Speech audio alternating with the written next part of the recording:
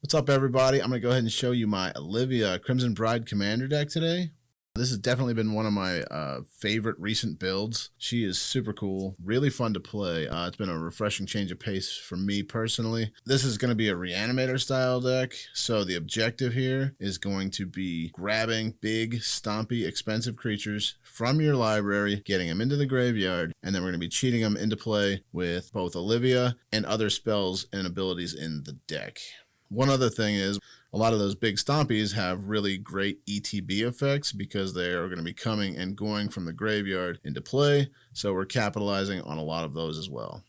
All right, let's talk about Olivia.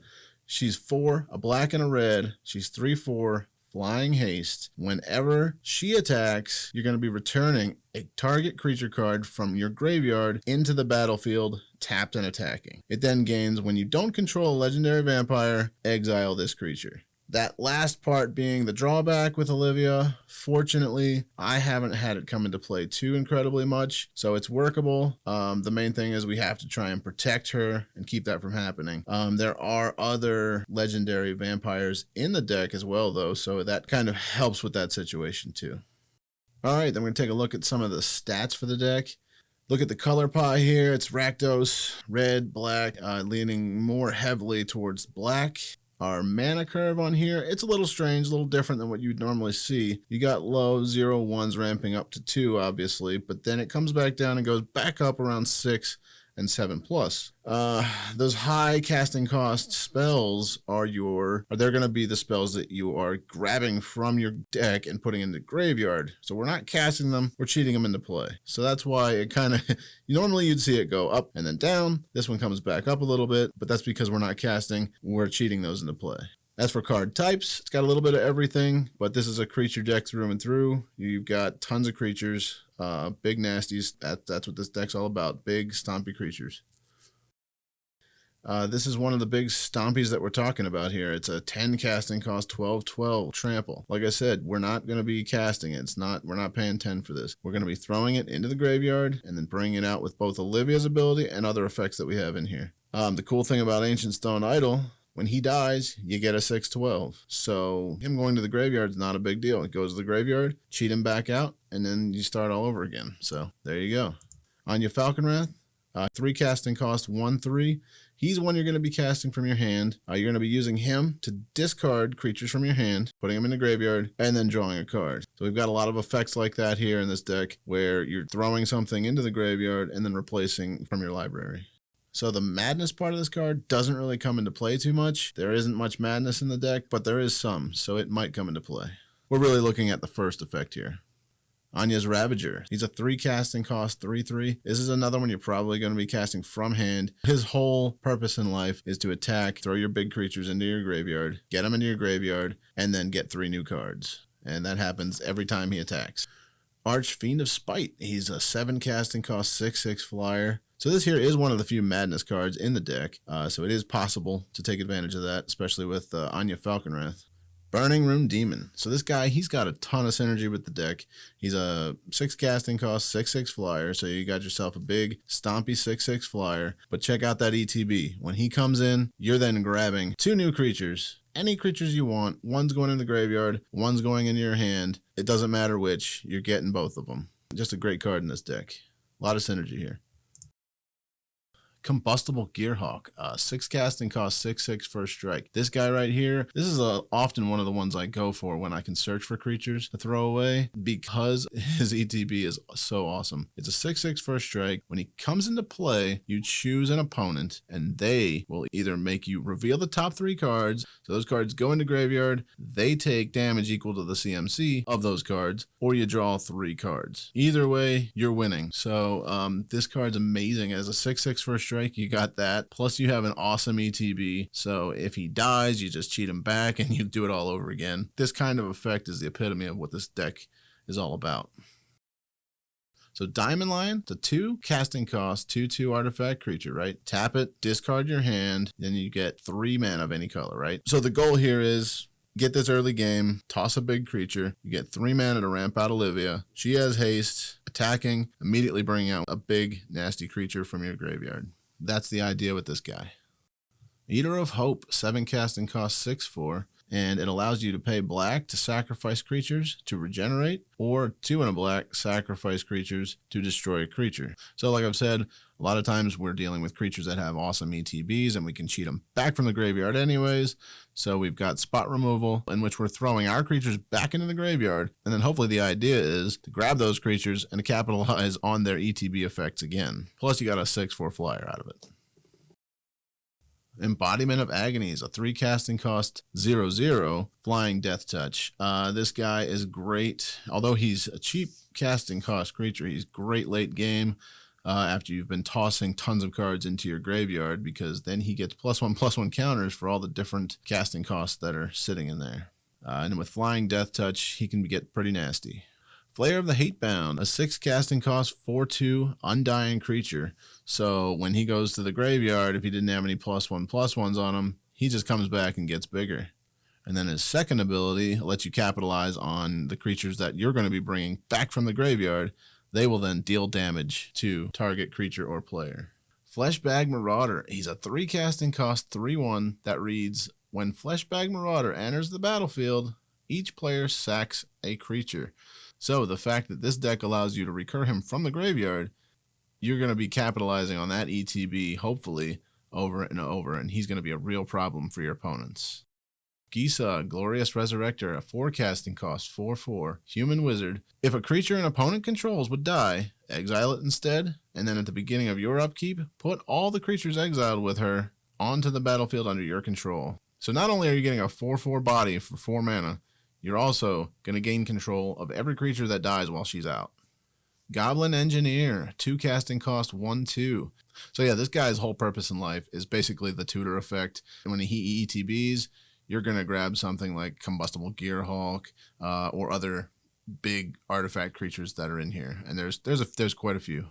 Cardor Doomscourge. It's a 4 casting cost 4/3 Demon Berserker. When it enters the battlefield, basically all your opponent's creatures are going to be goated. They have to attack, and they have to attack someone other than you. So that's going to keep their creatures off of your back. It really lightens the load. You don't have to worry as much about defense. It's a very cool ability in my opinion. And then the second ability, whenever an attacking creature dies, an opponent loses a life and you gain a life. Considering they have to attack, that may come into play quite a bit depending on what they're playing. Kedis Emberclaw Familiar. This guy is very powerful whenever you have a commander that is going to be attacking. And with Olivia, that she has to be attacking. We've got to keep her attacking to make this deck roll. So if that's the case, why wouldn't we take advantage of that with Kedis? Basically, whenever she gets through, everybody's taking that much damage. So yeah, it's a really powerful effect. Very cool little guy. The Lotleth Giant, he's a 7 casting cost 6/5. This guy is definitely not one that you want to cheat into play early on, but later on in the game when you've got a ton of stuff sitting in your graveyard, it can be pretty powerful. Okay, so we got the Mindrat Harpy. It's a 4 casting cost 3/2 flyer, and at the beginning of combat on your turn, each player puts the top 3 cards of their library into the graveyard. Okay, so you're not going to deck anybody with this, but the whole purpose here is obviously to get more creatures into the graveyard. Anytime there's more creatures in everybody's graveyard, this deck is happy. Necrogoyf. Yet again, it's another one of the madness cards that are in here. There's a few. This is a 5 casting cost, star 4, and his power is equal to the number of creature cards that are in all graveyards. So like with the creature we just saw, the Mindrat Harpy, there's just going to be more and more creatures every turn. And then to add insult to injury with this guy, at the beginning of everybody's upkeep, they also have to discard cards into their graveyard. So just a really powerful, fun, stompy creature with great effects. So we got the Noxious Gearhulk as well here. It's a 6 casting cost, 5/4 artifact creature with menace. When it enters the battlefield, you may destroy another creature. If a creature is destroyed this way, you then gain life equal to its toughness. So this is in the same vein of Combustible Gearhulk. Powerful in a different way. It allows for spot removal and life gain, both of which are powerful effects in commander decks. Then we got Overseer of the Damned. It's a 7 casting cost, 5/5 flyer that has an ETB effect of allowing you to destroy a creature. Also, when opponent's creatures die, you get a 2/2 zombie as well. So for entering the battlefield, you get spot removal, you got a 5/5 body, and then you also get 2/2 chump blockers out of it. Plague Crafter, this one here is almost identical to Fleshbag Marauder. Just an awesome ETB effect. Everybody has to sack, and like I said, hopefully you're going to be able to recur it and do it over and over again. We got Rakshasa, Debaser. It's a 6 casting cost, 6/6 body, and whenever it attacks, you get to pull creatures from your opponent's graveyards. So like I was saying with some of the effects that mill from your opponents, you're not going to deck anybody, but it helps because there are effects like this that allow you to pull from your opponents as well. So then we got Revenant. It's a 5 casting cost, star flying spirit. Its power and toughness are each equal to the number of creature cards in your graveyard. Again, not one you want to get early game, but if you get it late game, that's pretty awesome because there should be tons of stuff sitting in your graveyard. Solemn Simulacrum, 4 casting cost, 2/2 artifact creature. When it enters the battlefield, you get a basic land, and when he dies, you draw a card. It's an iconic card. Everyone knows it. It's not something I play in every deck, but considering the recursion and allowing you to do these things over and over is why I'm playing it here. Sir Conrad the Grim, this guy is just awesome. Probably one of the best cards in the deck. It's a 5 casting cost, 5/4 human knight. Every ability on this card is relevant in the deck. Whenever creatures die or creature cards are put into a graveyard from anywhere, or creatures leave the graveyard, he's dealing damage to everybody. So yeah, you've got creatures leaving the graveyard, you've got creatures leaving from your hand, and then you've got his second ability, which allows you to mill everybody. So everybody's putting creatures into graveyards, everybody's taking damage. It's just an awesome card. And to boot, it kind of doubles as a deterrent from board wipes, because while he's in play, someone board wipes, they're taking that much damage. So it is just a powerful, awesome card in this deck. Definitely one of the best. Terror of the Peaks. It's a 5 casting cost, 5/4 dragon. It basically has ward, 3 life. The main reason he's here is because you have these big, nasty creatures entering the battlefield, and when they do, he's going to be dealing their damage to a target. Just a really cool, powerful dragon. And a 5/4 flying body. Alright, then we got Tormod the Desecrator, a 4 casting cost, 4/2 zombie wizard. Whenever cards leave your graveyard, which they're going to be doing here, you then get 2/2 zombie creatures into play. Never hurts to have more creatures. Okay, let's talk about Triplicate Titan. This is a pretty key creature in the deck, I think. He's pretty awesome. It's a 9 casting costs, 9/9 creature with flying, vigilance, and trample. The reason he's so powerful is you're cheating him into play, hopefully early game. You got yourself just a very hard creature to deal with. That's also vigilance, trample, flying. And if it dies, it's definitely something your opponents are going to want to have to deal with. They're going to have to deal with it. They do, it goes away unless they exile it. You get 3 3/3s that have the same abilities. And then you're just going to cheat him back into play anyways, again. So he's very hard to deal with, very powerful creature. Urborgsiphon Mage. It's a 3 casting cost, 2/2 human spell shaper. For 2, a black and a tap, you get to discard one of your big nasty creatures into your graveyard, and then each player is going to lose 2 life, and you're gaining that much life. So the second half of that ability is nice. Life gain's always good. Opponents losing life is always good.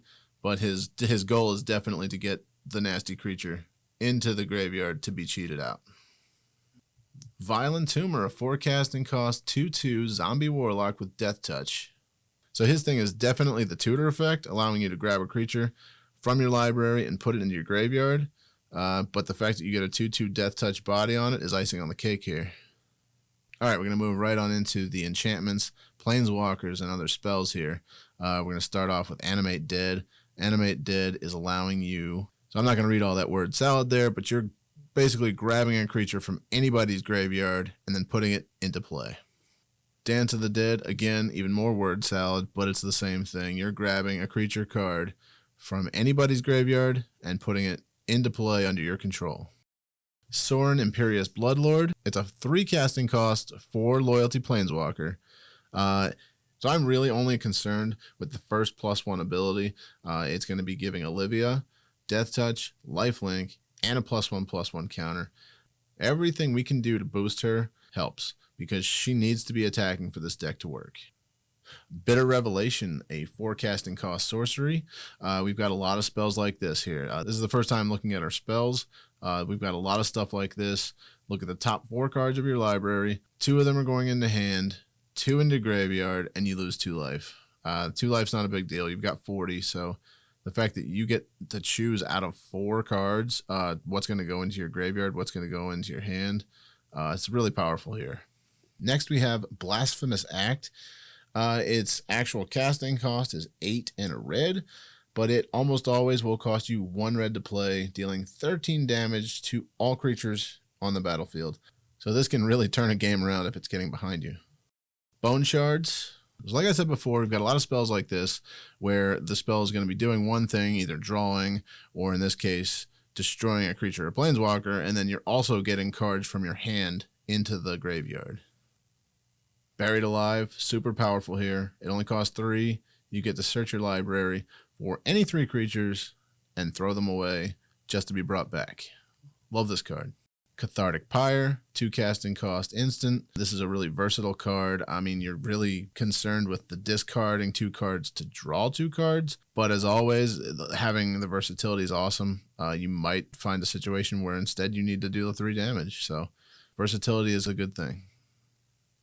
Demonic Tutor, I don't really need to say much about this. It's basically a second copy of any card in your deck. You can just go and grab something. So Dread Return, it's a 4 casting cost sorcery. Return target creature card from your graveyard to play. And that's the whole name of the game with this deck. Faithless Looting, 1 casting cost. You draw 2, discard 2. It also has flashback. Perfect for this deck. Next, we've got In Garricks Wake. It is a 9 casting cost sorcery, so it's pretty pricey. This is definitely a late game board wipe. It's a one-sided board wipe, though, so it kills everybody else's stuff, leaving you with your entire army. So this could be a potential win con right here. Then Living Death. Living Death is a 5 casting cost sorcery.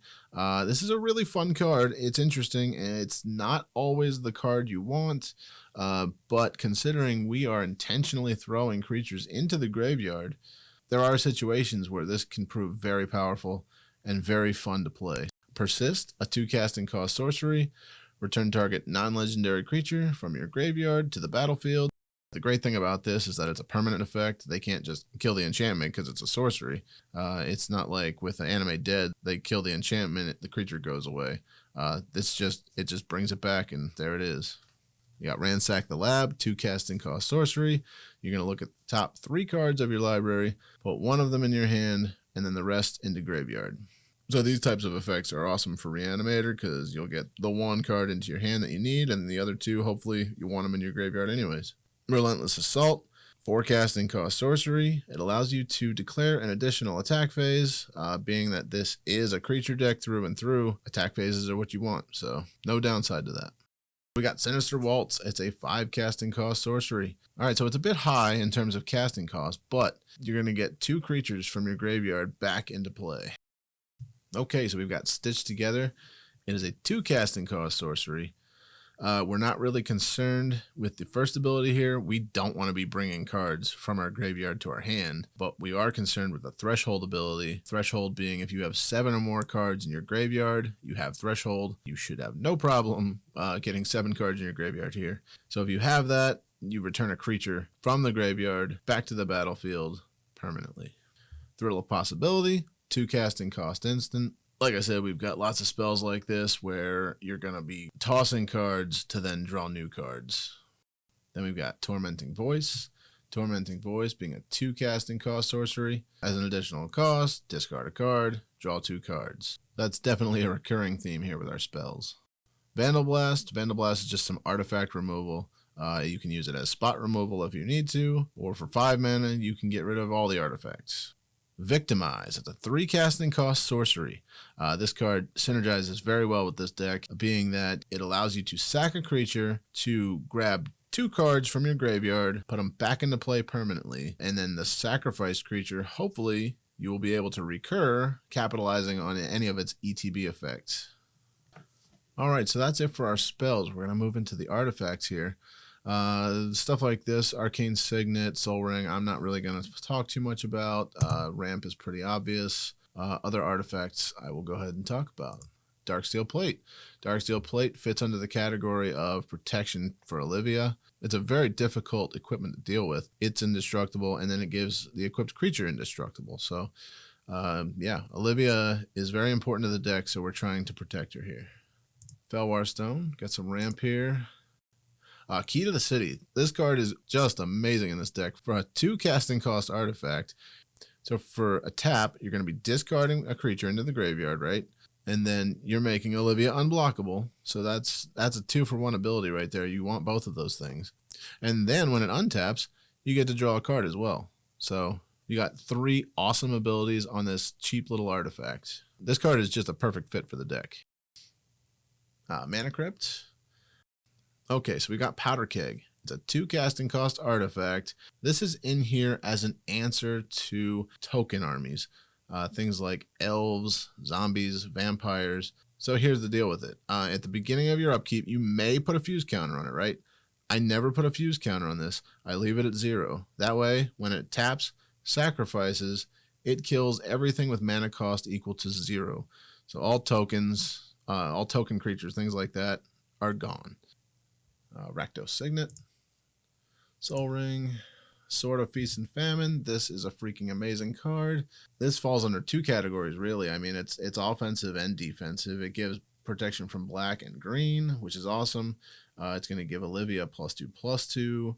And when she's able to swing for damage, which the protection from black and green really helps with, then they're going to have to discard cards. And you get to untap all of your tapped lands.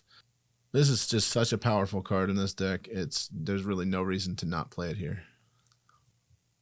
Thrawn Dynamo. Thrawn Dynamo it's a ramp piece I'll talk about here because it's kind of expensive, right? The reason I have it in here is for commander tax, being that I really want Olivia to be in play. She's kind of really key to the deck. Tapping for 3 mana will help with that. You got Whisper Silk Cloak. Like I said, Olivia being a very important key to this deck, giving her Shroud and Unblockable are very powerful abilities here. Okay, on to the lands. I'm not really going to talk too much about the givens here, like mountains and swamps. We're playing Rakdos colors. Bloodstained Mire, you got yourself Fetch there. Commander Tower is kind of a given. I love Command Tower. No reason not to play it. Dragon Skull Summit, Exotic Orchard, Fabled Passage, Foreboding Ruins, Luxury Suite, Rick's Mahdi, Dungeon Palace. This card really synergizes because obviously it's allowing you to discard your creatures. It's just another ability that's going to let you discard creatures. Plus, it doesn't come into play tapped, and it taps for colorless, so pretty nice card here. Rogue's Passage. Again, this is another land that synergizes well here because Olivia, we want her to be attacking. And anytime we can make her unblockable, that's what we want to do. Smoldering Marsh, Sulphurous Springs, Tainted Peak, and finally Terramorphic Expanse. Okay, so that's it. That's my Olivia Crimson Bride Commander deck. Thank you very much for tuning in and checking it out. I definitely recommend you give it a try. She's been very fun for me to play. I've very much enjoyed playing this deck. It's just a really cool change of pace for me. Like I said, I play a lot of tribal, some control artifacts, stuff like that. So this has been a really fun change of pace for me with the Reanimator stuff. So yeah, also, go ahead and leave a comment. Let me know what you think about the deck. Is there anything you might change or take away or add or whatever, do differently? Have you tried the deck out? Let me know what you think in the comments. Yeah. So anyways, that's it for today. I'll see you later.